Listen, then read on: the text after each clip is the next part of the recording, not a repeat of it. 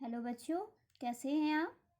तो बच्चों, आज हम पढ़ेंगे संस्कृत में शब्द रूप।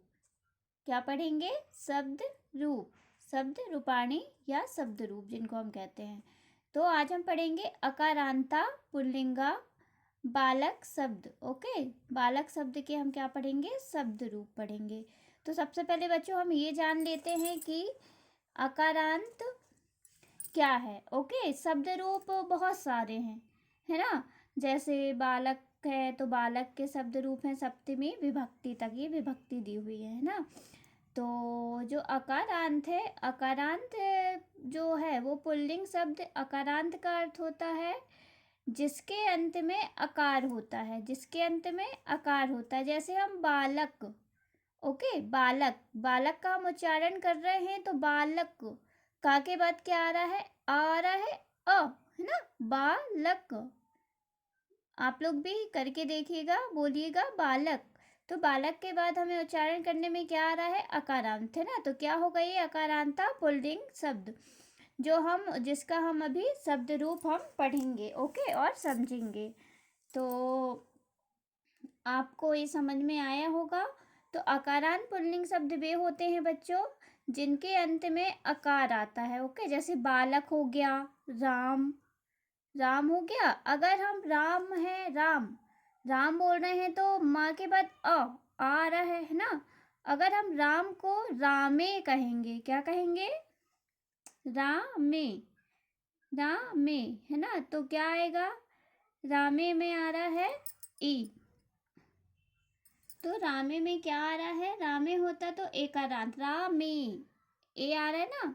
तो रामे में क्या हो जाता? एकारांत हो जाता। ओके, चलिए तो हम देखते हैं अकारांत पुल्लिंग बालक शब्द के। ओके, तो ये विभक्ति हैं बच्चों, विभक्ति होती हैं 7।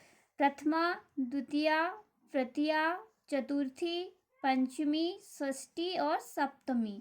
और ये कहलाता है संबोधन। क्या कहलाता है? संबोधन। हम किसी को भी संबोधन या संबोधित करते हुए जो हम बोलते हैं, जो ये दिया हुआ है, ओके, जो अभी हम पढ़ेंगे। तो वचन पता ही होगा आप लोगों को। संस्कृत में 3 वचन है, एक वचन, द्विवचन और बहुवचन। तो इनको एक वचनम, द्विवचनम और बहुवचनम इस प्रकार से लिखा जाता है। तो जो प्रथमा विभक्ति है उसमें बालक जो है, बालक के शब्द रूप हम पढ़ेंगे वो इस प्रकार चलेंगे। एक वचन में बालकः, बालकौ, बालकाः। ओके, फिर है द्वितीय विभक्ति में बालकम, बालकौ, बालकान। तृतीया में बालकेन, बालकाभ्याम, बालकैः, बालकैः। चतुर्थी में बालकाय, बालकाभ्याम, बालकेभ्यः। पंचमी में बालकान, बालकाभ्याम, बालकेभ्यः। फिर षष्ठी बालकस्य, बालकयो, बालकानां। सप्तमी में बालके, बालकयो, बालकेषु। संबोधन फिर जो हमने आपको बताया, तो हे बालक, हे बालकौ, हे बालकाः।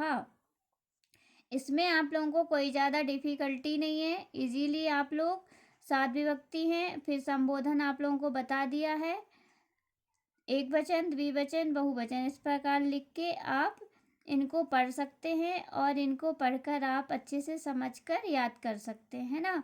और जो ये अकारांत पुल्लिंग है शब्द रूप, है ना, इसी प्रकार जो है ये देवा, नरा, राम, वृक्षा, ग्रामा, दीपा, गजा और इत्यादि जो हैं ऐसे शब्द जिसमें लास्ट में अकारांत शब्द आता है ना, अकारांत का यूज होता है पुल्लिंग शब्द, उनके जो भी शब्द रूप है वो इसी प्रकार लिखे जाएंगे, है ना, अलग नहीं लिखे जाएंगे। ओके बच्चों, अब हम पढ़ेंगे अकारांत स्त्रीलिंग। आकारांतः स्त्रीलिंगा शब्दा। ये आकारांत क्यों हो गया? क्योंकि लता, लता आ रहा है ना, उच्चारण करिए लता, तो क्या आ रहा है? आ। ओके, तो इस प्रकार ये अकारांत स्त्रीलिंग शब्द हो जाएगा। और ये तो लता स्त्री का, स्त्री उसका नाम है, स्त्री का ही नाम है ना।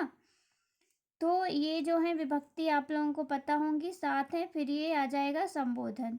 तो इनके जो रूप चलेंगे ये लता, लते, लता, लताम लते लताः, लतया लताभ्यां लताभिः, लताई लताभ्यां लताभ्या, लताया लताभ्यां लताभ्या, लतायः लतयोः लतानां, लतायां लतयोः लताशु। संबोधन फिर, हे लते हे लत हे लते हे लते हे लताः।